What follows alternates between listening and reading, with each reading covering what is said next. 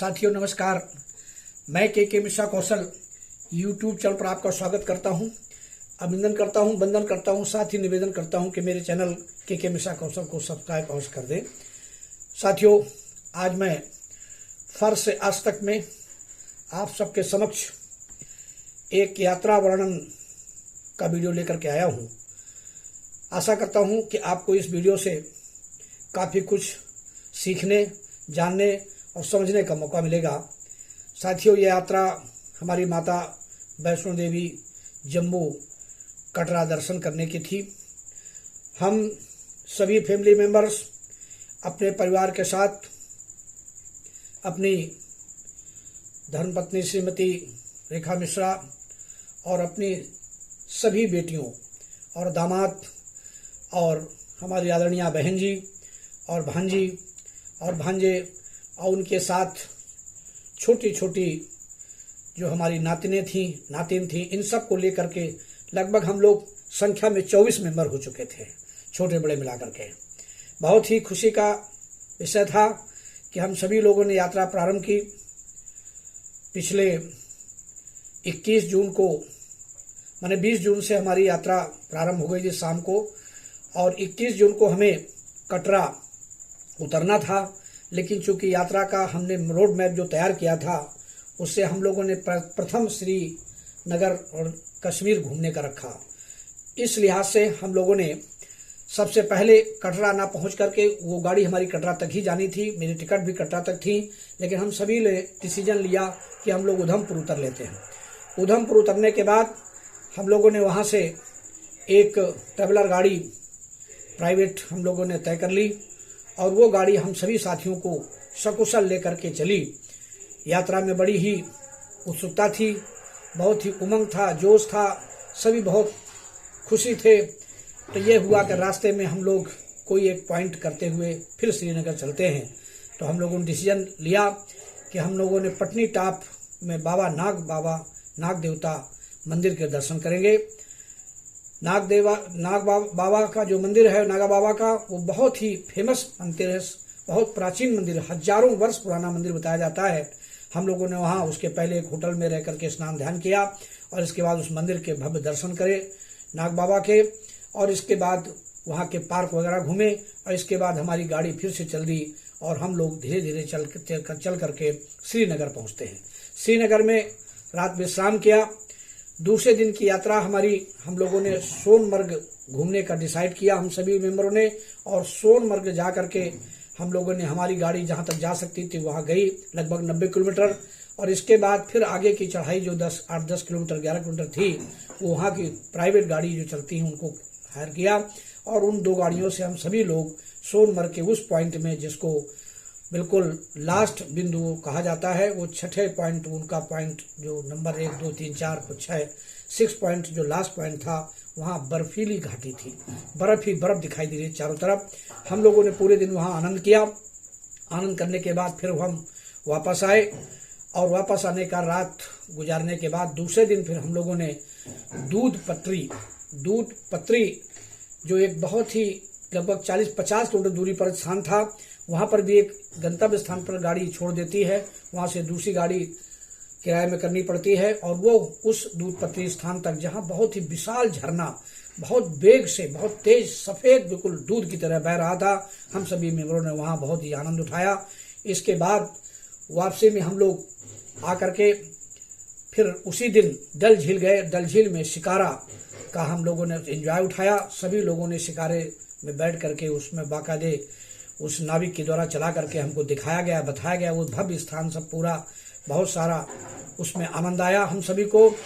मैं एक एक करके ये सब वीडियो बाद में आपको देने का प्रयास करूंगा बताने का, लेकिन फिर मैं बताना चाहता हूं कि इस तरह से मेरे 2 दिन बीत गए। तीसरा दिन हम लोगों ने मुगल गार्डन जा करके घूमा और मुगल गार्डन के अलावा एक और गार्डन था, उसको भी देखा, घूमा, और इसके बाद हम लोगों ने अपनी यात्रा कटरा के लिए प्रारंभ कर दी। कटरा आकर के रात गुजारते हैं। दूसरे दिन हम लोग फिर सुबह स्नान ध्यान करके माताजी की चढ़ाई शुरू कर दी और शाम तक हम लोग माताजी के दरबार पहुंचते हैं।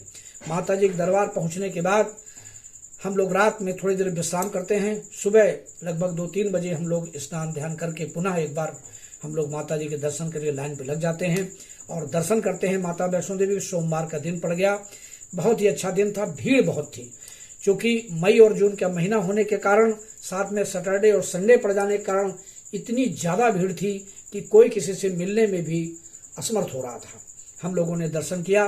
दर्शन करने के बाद फिर हम लोगों का हमारी यात्रा थी कि हम लोग भैरव बाबा जाएंगे, लेकिन भैरव बाबा में इतनी लंबी लाइन थी, रोपवे की वजह से इतनी लंबी लाइन देख करके हम सभी साथियों की हिम्मत छूट गई।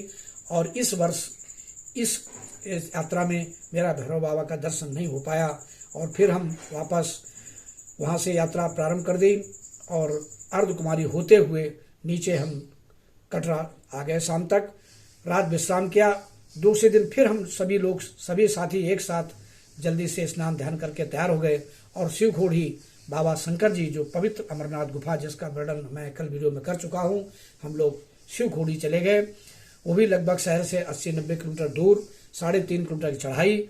और फिर उस दुर्गम वो जो पहाड़ी है, चोटी है, और वो जो गुफा है उसके दर्शन किए। दर्शन करने के बाद फिर हम लोग उसी दिन जम्मू वापस आते हैं। और जम्मू आकर के रघुनाथ मंदिर के पास हम लोगों ने होटल लिया, विश्राम किया। और सुबह बहुत ही जल्दी स्नान ध्यान करने के बाद रघुनाथ मंदिर के दर्शन करते हैं। यहाँ एक सिक्के वाला मंदिर, उसके दर्शन करते हैं। बाबा बजरंगबली का एक बहुत अच्छा भव्य मंदिर, उसके दर्शन करते हैं। और इस तरह से हमारी यात्रा यहाँ समाप्त होती है। और इसके साथ ही फिर हम वहाँ की बाजार अभी तक पूरी यात्रा में हम लोगों ने बहुत ज़्यादा खरीदारी कहीं नहीं की। कुछ लोगों ने डल झील में, शिकारा में यात्रा करते वक्त कुछ लोगों ने मार्केटिंग की, कुछ लोगों ने बीच बीच में कुछ स्थान पे अपने मार्केट के लिए कुछ सामान अपने ज़रूरत के खरीदे। लेकिन मैक्सिमम जो हमारी मार्केट थी वो हम लोगों ने जम्मू आकर के श्री रघुनाथ मंदिर के आसपास जो मार्केट है उसमें मार्केट की। और दूसरे दिन उसकी यात्रा हमारी फिर 29 तारीख को समाप्त होती है। 29 तारीख को हम लोगों ने अपनी गाड़ी पकड़ करके और कानपुर के लिए हम सभी लोगों ने अपने अपने जो गंतव्य के स्थान जहाँ जिसको जाना था, कुछ लोग हमारे साथ परिवार के लोग जो थे वो उनको गाजियाबाद उतरना था, बाकी साथियों को कानपुर आना था। इस तरह से हमारी ये यात्रा समाप्त हुई। आज के वीडियो में मैं आप सबको सिर्फ ये बताना चाहता था कि आप एक संक्षिप्त यात्रा वर्णन इसको शुरू से अंत तक देखें, समझें। और कभी प्लानिंग करते हैं तो आप भी इस तरह से प्लानिंग कर सकते हैं और आप भी कम समय पर बहुत अधिक स्थानों पर जाकर अपने परिवार के साथ, अपने बच्चों के साथ घूम करके यहाँ आनंद उठा सकते हैं।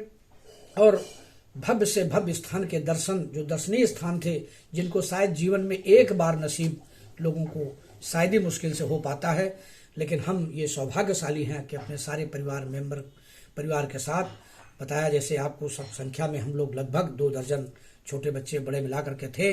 बहुत ही सुखद यात्रा रही। माता जी की बड़ी कृपा रही, शंकर जी भोले बाबा की बहुत ही हम लोगों पर आशीर्वाद रहा। और बाबा बजरंगबली जैसा जिनको मैं, वो हमारे ईष्ट हैं, उनको मैं मानता हूँ, उनकी वजह से ये पूरी यात्रा हमारी संपन्न हुई, निर्विघ्न संपन्न हुई।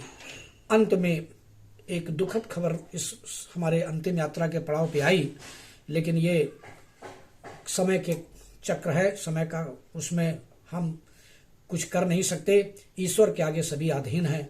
जो भी घटना आई उस घटना से भी हम सब बहुत क्षुब्ध हुए, दुखी हुए, परेशान हुए। और ईश्वर से प्रार्थना करेंगे कि जो ये दुखद घटना मेरे सामने आई थी इस यात्रा के समय, भगवान न करे कभी किसी को इस तरह कोई घटना का सामना करना पड़े। क्योंकि वो अंतिम जो यात्रा हमारी, वो जो था अंतिम जो समय हमारा या वापसी का था, वो बहुत ही कठिन और दुर्लभ हो गया था। हम इसका वर्णन आपसे यहाँ कर नहीं सकते, मेरी कुछ मजबूरियाँ हैं। मैं क्षमा चाहता हूँ कि आज बात भी लंबी हो जाएगी। आज की बात इसी वीडियो के साथ ही समाप्त करता हूँ। माता रानी से कृपा करता हूँ कि जो भी मेरे साथी यात्रा में जो गए थे, जो भी मेरे परिवार के फैमिली मेंबर रिश्तेदार थे, उन सभी को माता जरूर उनके ऊपर कृपा बरसाएं और उनके परिवार का, उनके बच्चों का ध्यान रखें और सभी खुशहाल हों, सभी उच्च शिक्षित हों और सभी अपने रोजगार और व्यवसाय में उन्नत करें। बहुत बहुत धन्यवाद साथियों। पुनः आप सभी को एक बार प्रणाम करते हुए, आशा करते हुए कि आप इस वीडियो को अंत तक देखेंगे, लाइक करेंगे, शेयर करेंगे, कमेंट करेंगे और हर हालत पे सब्सक्राइब जरूर करेंगे। धन्यवाद साथियों, बहुत बहुत धन्यवाद। नमस्कार।